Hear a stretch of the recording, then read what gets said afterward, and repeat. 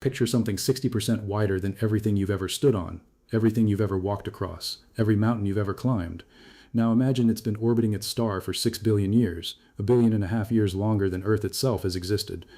If Earth's entire history were compressed into a single day, this world would already be living in tomorrow. It circles a sun almost identical to ours in size, temperature, and brightness, at almost exactly the same distance we do, completing a full year in 385 days, just 20 days longer than yours. Close enough that if you swapped it in for Earth, you'd barely notice the difference on a calendar. It sits so far away that the light you'd need to actually see it left its surface around the year 600 AD, before most modern nations existed, before the printing press, before anyone on this planet even suspected that stars might have worlds of their own circling them. We don't know for certain if you could stand on its surface. We don't know if the ground beneath it is solid rock, crushing gas, or something science hasn't fully categorized yet. And yet, out of the thousands of worlds humanity has ever detected beyond our solar system, this one came closer to looking like home than almost any other. Its name is Kepler-452b. Stop and sit with that for a second, because what scientists found when they studied this planet didn't just describe a distant world floating in the dark. It described a preview, a glimpse, potentially, of what Earth itself might become, billions of years from now, if you fast forward the clock far enough. And by the end of this video, you're going to understand exactly why that idea should unsettle you, at least a little. Before we go further, if you're new here, this channel exists to dig into the biggest discoveries in space and science, the ones that quietly rewrite what we thought we understood about our place in the universe. If that's the kind of rabbit hole you enjoy falling into, hit subscribe, because we go down one almost every single week. Now let's rewind, because to really understand why Kepler-452b matters, you first have to understand what it was originally supposed to be, not a headline, not a celebrity planet, a statistic. In March 2009, NASA launched a space telescope named Kepler with one very specific job: not to take beautiful photographs, not to zoom in on alien landscapes like something out of science fiction. Its job was to stare, completely unblinking, at roughly 150,000 stars in a single patch of sky near the constellation Cygnus, and simply wait for something to flicker. Here's the trick Kepler was built around. When a planet passes directly in front of its star from our point of view, it blocks a tiny, tiny sliver of that star's light. We're talking about a dip so faint that if you were watching a football stadium's floodlights from several miles away, it would be like a single fly drifting in front of one bulb for a few seconds. Kepler's entire mission was to catch that flicker over and over and over, across years, and use it as proof that something was orbiting out there. This is called the transit method, and it effectively turned a telescope into humanity's most patient watchman, one that never blinked, never looked away, and never got bored. Kepler wasn't hunting for one single planet to make headlines, it was hunting for a number. Scientists wanted to finally answer one of the oldest questions in human history using actual, hard data for the first time in our species' existence. How common are planets like Earth, really? Not scorched worlds hugging too close to their stars, not massive gas giants, actual honest-to-goodness Earth-sized worlds sitting inside the habitable zone, that narrow, delicate band of distance around a star where it's not too hot, not too cold, and liquid water could plausibly exist on a solid surface. Nobody expected this mission to produce one single standout planet that the whole world would talk about. They expected quiet, unglamorous statistics spread thin across years of painstaking data collection. But reality, as it so often does with this particular telescope, ended up exceeding the plan. That expectation collided head-on with what the data eventually revealed. And here's where the first major turning point in this story begins. By combing patiently through years of light readings from a star cataloged as Kepler-452, mission scientists started noticing a regular faint dimming pattern, a rhythm repeating roughly every 385 days, over and over like clockwork. Something was orbiting that star, blocking a consistent fraction of its light on a near-yearly cycle, almost exactly the way Earth blocks a measurable amount of the sun's light from an outside observer's perspective once every year. In plain, non-technical terms, they had found a planet with almost the exact same length year as ours, circling a star that was almost the exact same size, brightness, and surface temperature as our own sun. Not a dim, temperamental red dwarf. Not a blazing blue-white giant that would sterilize anything nearby. A G-type star, the very same stellar classification our sun belongs to.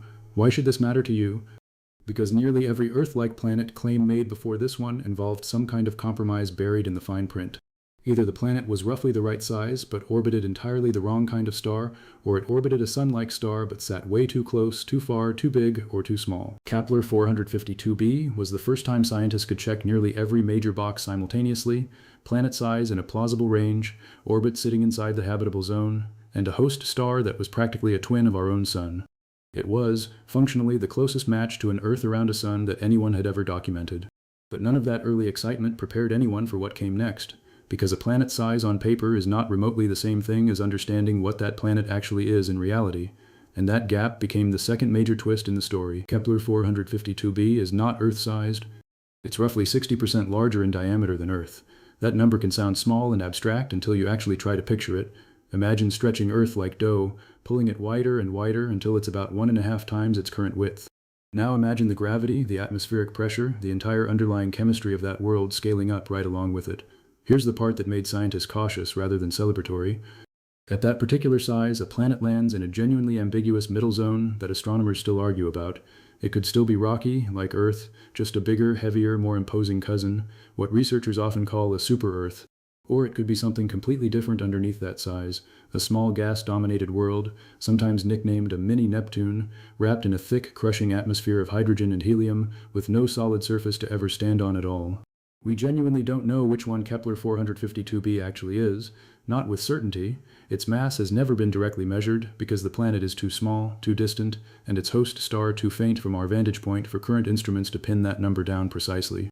Why does that uncertainty matter to you personally? Because it's a humbling reminder of how fragile the phrase Earth-like really is once you look past the headline. Kepler-452b might be the single best rocky planet candidate ever found orbiting a sun-like star inside its habitable zone. Or it might be a small gas world with no ground beneath its clouds whatsoever. Both possibilities remain genuinely on the table right now, and that unresolved uncertainty sits right at the honest, unfiltered edge of what human knowledge currently allows us to say. Now here's where the story shifts from merely curious to genuinely eerie, the third major beat, and arguably the one that gives this planet its real emotional weight. Kepler-452's host star isn't just sun-like, it's older. Roughly 1.5 billion years older than our own sun, and slightly hotter and brighter as a direct result, because stars like our sun steadily grow more luminous as they age, gradually baking anything orbiting nearby whether that world likes it or not. That means Kepler-452b has spent a considerably longer stretch of time sitting under the intensifying glow of an aging star than Earth ever has in its own history. Some of the researchers who studied this system have suggested that if the planet does have a solid surface and an atmosphere at all, it may already be experiencing, or may have already fully experienced, something called a runaway greenhouse effect. That's the very same process many scientists believe transformed Venus, once possibly a temperate, even habitable world billions of years ago, into the roughly 900-degree toxic cloud-choked hellscape it is today. John Jenkins, the Kepler data analysis lead at NASA's Ames Research Center, addressed the significance of that aging star directly when the discovery was formally announced, describing it as an opportunity to understand and reflect upon Earth's future, and noting that the star was somewhat further along in its life story than our own. Sit with that phrase for a second. This isn't just a planet that might vaguely resemble a younger version of Earth. Because of its star's advanced age, Kepler-452b might actually be functioning as a window into an older Earth, a preview of a fate that our own planet is still billions of years away from, but is not permanently immune to. Every single star like our sun brightens gradually with time. Every habitable zone slowly creeps outward as a result, eventually leaving worlds like Earth stranded behind in the escalating heat. Kepler-452b may be showing us, in something close to real time, roughly a billion years down that exact same road our own solar system is quietly walking. If this is stretching your brain a little already, that's exactly the point where I'd ask you to hit like and drop a comment below. Specifically, tell me whether you personally think Kepler-452b is rocky or gas-dominated, because the scientific community itself remains genuinely split on this, and I want to see where this audience lands before we move into what comes next. Here's the fourth and final major beat in this story, and it's less about the planet itself and more about the sheer shape of not knowing. Kepler-452b sits roughly 1,400 light-years from Earth. That number is almost physically impossible to hold in your head, so try this instead. The light hitting your eyes tonight, if you somehow look directly at that star, left its surface around the year 600 AD. Centuries before most modern nations existed, before telescopes had even been invented, before a single human being on this planet had any real idea that stars might carry planets of their own at all.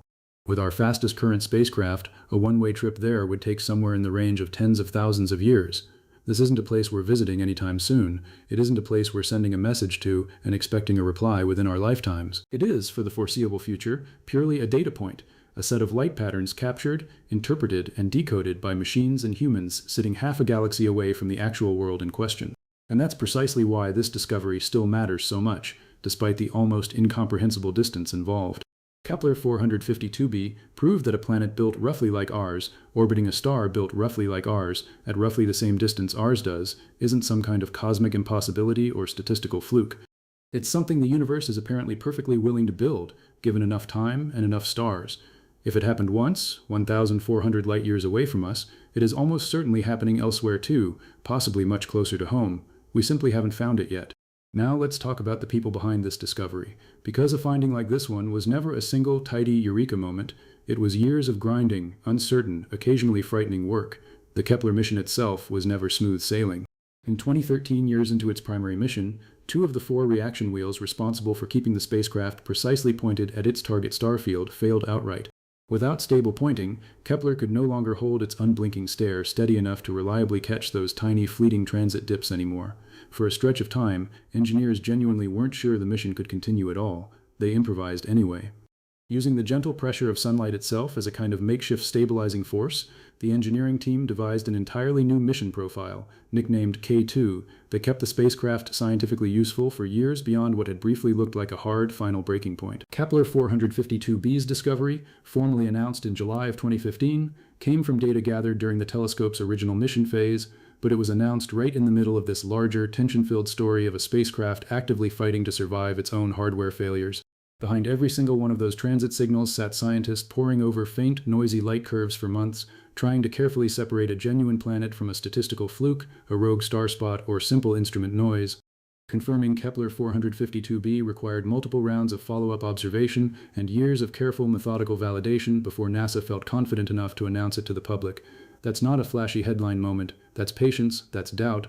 That's rechecking your own work again and again, and waiting, sometimes for years, before you're finally allowed to say what you've long suspected out loud. Eventually, Kepler itself simply ran out of the fuel it needed to keep orienting its solar panels and antenna toward the Sun and Earth, and NASA formally retired the spacecraft in 2018 after roughly 9 years of nearly continuous watching. By then, it had already done its job many times over. It had shown humanity thousands of worlds we never even knew existed, and Kepler-452b remains one of its true crown jewels. So where does this story actually stand right now, in 2026? The core mystery of what Kepler-452b truly is, a rocky world or a gas world, still hasn't been solved. The planet is too faint, and its star too distant, for even our most powerful current instruments, including the James Webb Space Telescope, to directly analyze its atmosphere the way scientists can with certain closer exoplanets today. But the broader hunt that Kepler started hasn't slowed down at all. If anything, it's accelerating. Right now, engineers at the European Space Agency are running final tests on a spacecraft called Plato, short for Planetary Transits and Oscillations of Stars, built as a direct spiritual successor to Kepler. Its physical construction was completed in late 2025, and is currently undergoing rigorous vibration and vacuum testing at ESA's Technical Center to confirm it can survive the punishing journey to space.